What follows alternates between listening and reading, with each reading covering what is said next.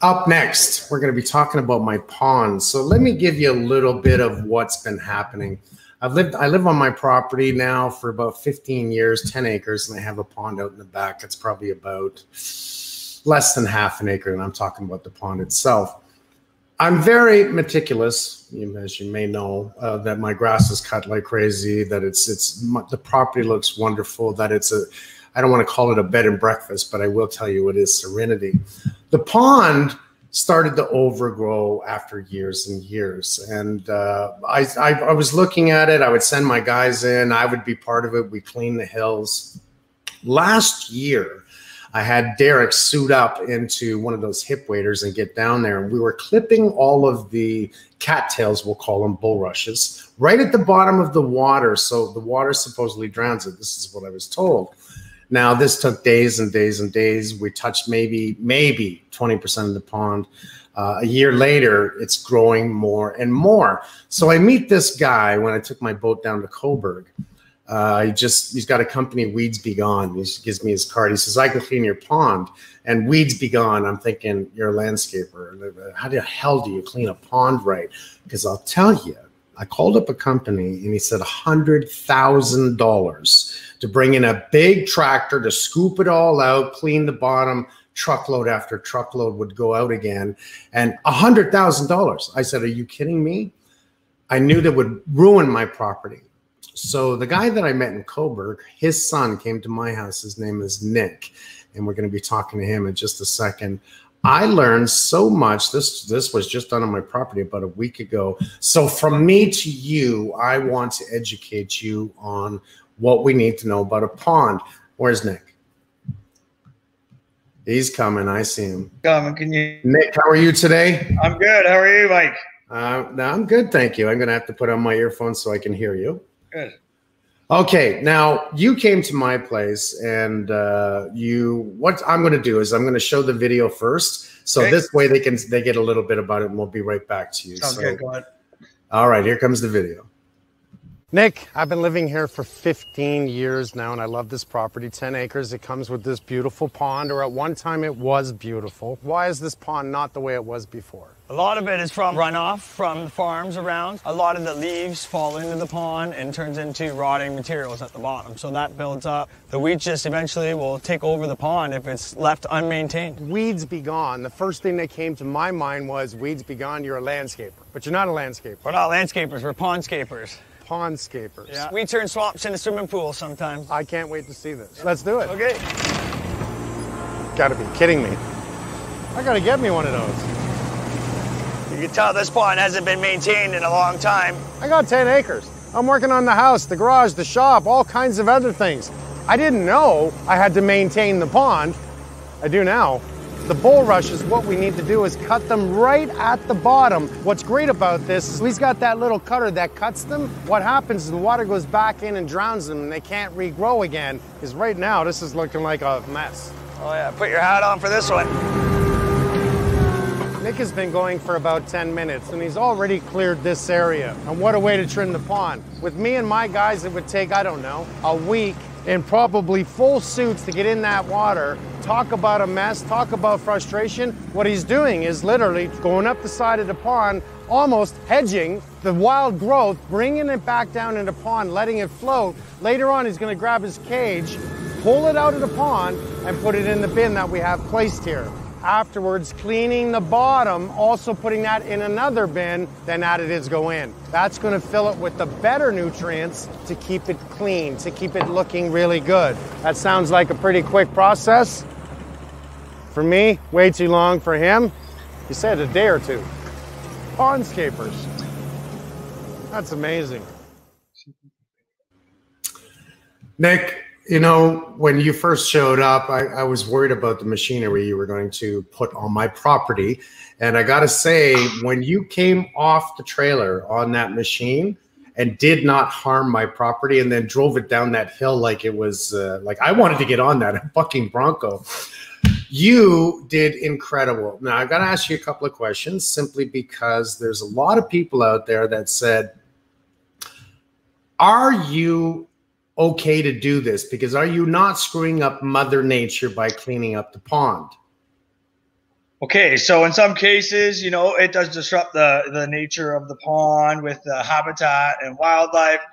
Most cases, what happens is as the pond goes through different stages of its life, it actually starts to die off. So as the pond's dying, it overloads itself with nutrients, which is very, you know, overtaking for weeds. And once the runoff starts coming through some of these ponds, an overloading of nutrients and an overloading of weeds can actually become quite harmful to the ecosystem and the wildlife as well. So they call the process eutrophication. So as the pond dies, a lot of the wildlife is unable to live in there as it lacks oxygen, it lacks flow, and the bottom of muck is so rich in nutrients that nothing is actually able to live in there. And anaerobic bacteria will build up and feed the weeds with more phosphorus and nitrogen over the years. And if left unmaintained, it would actually not only look like the pictures we're looking at now, but much worse, sometimes having no water left and just muck left for nothing, really, essentially. Okay. Yeah. Let me just talk about that for a sec so we can explain it in detail. I'm going to help you with this. One, I used to have fish in the pond. And then after a while, it was mainly because of the muskrats or the weasel type. They came in and ate the fish. Then the coyotes came in and ate those guys. It was a vicious cycle. When you talk about the nutrient infused, what you're meaning is because there's farms around me and they spray, they add all kinds of things to the field to grow their crops. As the rain comes down, because this pond is actually naturally fed from a water source where Mother Nature has carved that path when it rains, it's picking up those nutrients and bringing it to my pond, correct? That's correct, Mike. Yeah, so it's called external loading. So the nutrients is loading the pond externally from runoff. A lot of you pick it up from the ground naturally, from the topsoil, but also from the farms is a big issue from overloading of nutrients in the lakes, ponds, and anywhere that holds water, essentially. Which leads me to another path. One, this is a two-part. One, how has that affected my pond? Because in my mind, I'm thinking, well, if you're feeding nutrients into the pond, shouldn't it actually help it? And two, you brought me right to this. As the water continues to follow its path, it ends up going down to the lake. And I want to know, does it make lake water bad? So let's start with number one. Number one, the reasoning of your pond is yes. So the farmlands from around, the water that's feeding the pond itself is picking up nutrients from the farms around your area, especially in your on the other side of the pond, you have a farm right there. When they fertilize and they'll spread a lot of manure, fertilizers itself, they're very rich in nitrogen and phosphorus. So as that comes into the pond, it's overloading the weeds with nutrients, so it's giving the weeds almost miracle grow to just take over. And over the years, the fertilizers have been getting much more nutrient rich. So you're getting more nitrogen and more phosphorus being dumped into the pond. So as it comes through there, it does filter it a little bit, but when it goes downstream, that water is so rich in nutrients, it is also affecting lakes much, much more than the average pond. The lakes are getting taken over by not only bulrushes, you're getting blue-green algae, which is toxic to the ecosystem. We're getting a lot of that from farmland runoff. So a lot of areas that have farms all around, we're trying to actually filter the water upstream before that water actually hits the lake. So that means by me hiring you to come in and do my pond and giving it that maintenance or a yearly maintenance that you told me about is wise for the ecosystem? That's correct. So for us to come in with the big harvester and give it that initial cleanup, it does have some sort of effect on the way the eco-life does work. But by having the treatments that we added, we're actually cleaning that water before it actually has opportunity to go downstream, which is hugely affecting the quality of the water as it leaves the pond as well. So we are using your pond, the ponds are being used as a filtration system. As it goes back downstream, it'll be much cleaner as it leaves the pond. Okay, what did you put in my pond? So I put in what's called beneficial bacteria and enzymes. So there's a liquid and pellet and puck formation that we use. So one of the liquids that we use, it's called Clean and Clear. It actually breaks the rotting materials down at the bottom of the pond, which has built up over the years. So you get a lot of that gunk, muck, rotting leaves that this liquid goes down and it breaks it up and it solidifies it, okay? And then we use these things, they're called muck digesters. The muck digesters are pellet and puck formation, and they physically consume that rotting material that's been building up for so many years, and it actually will turn it into carbon dioxide and water. See, this is also very beneficial for the fish as well. So as these enzymes eat the muck, insects feed on these enzymes, and the fish will feed on the insects, and it's a natural life cycle. It's no different than what you do in your fish tank that's been around for many, many years. And also, it's no different than what you do in a septic tank to break down the solids. Everything that we use is very, very good and beneficial to the wildlife and the ecosystem. So the first thought is that a lot of people, because we put a little bit on my website, and then there was questions right away. Mike, aren't you hurting the environment? The truth is by us maintaining these ponds, we are cleaning everything, like you said, filtering before it hits the lake. And if everyone were to do this, will the water look clean again after all this? Wait till I show you.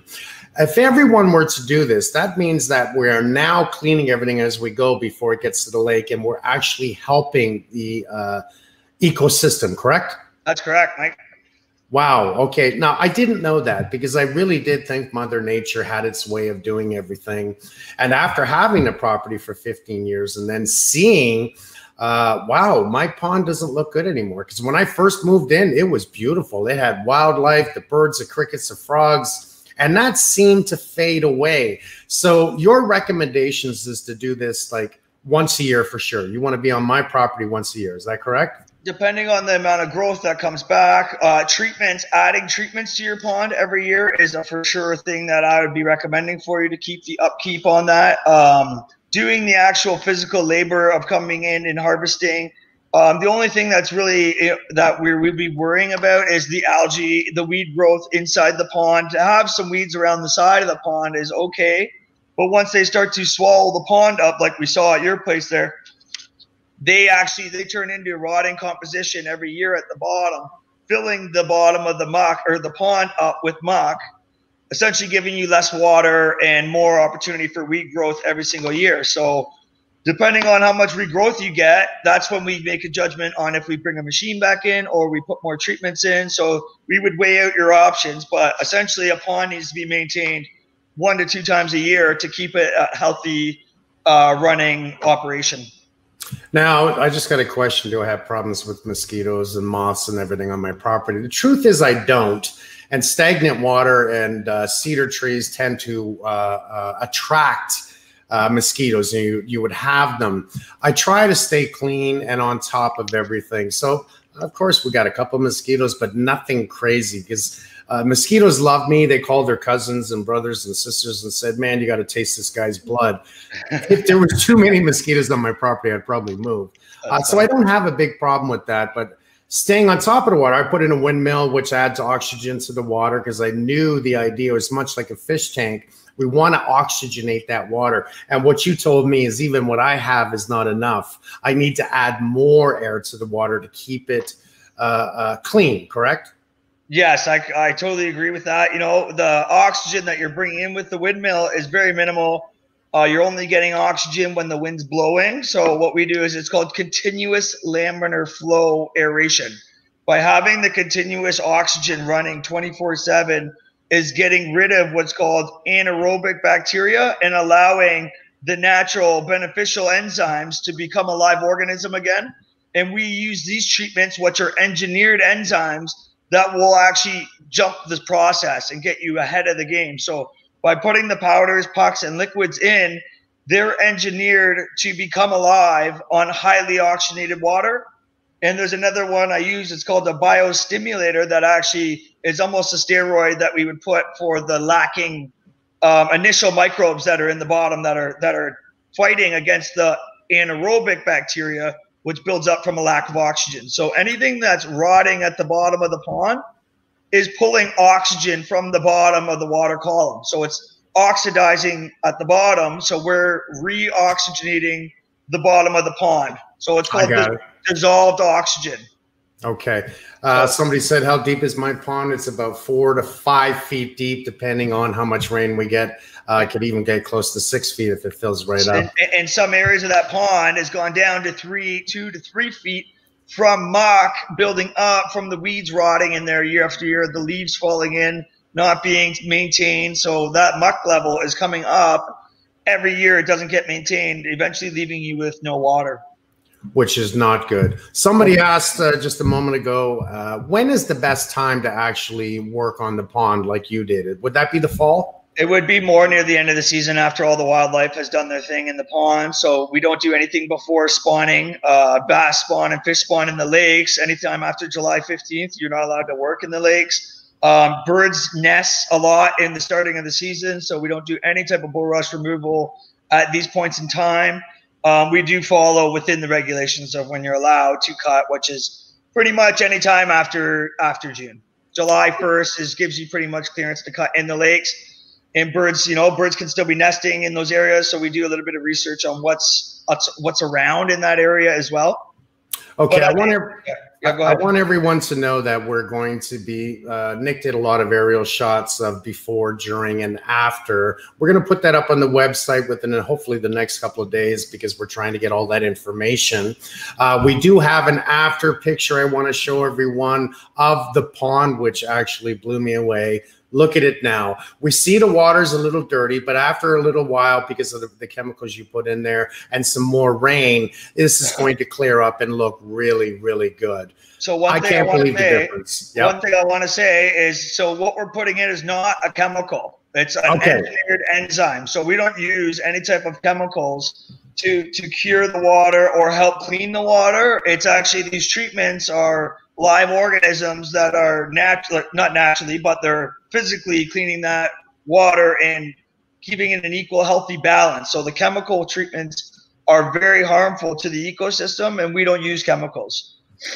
Thank you for correcting me on that. That's something that I thought I would just correct you on there, Mike. No, you have to, because this is the information that we want to give everyone. And let's be clear on it, that we are helping the environment and not hurting the environment. Yeah. Nick, thank you so much. I look forward to seeing you again next year. If I have any more questions from anyone else there, I'm going to bring you back on. Okay? Yeah, send them my way or bring me on. I appreciate it. And take care and enjoy the rest of your day. Keep making it right, buddy.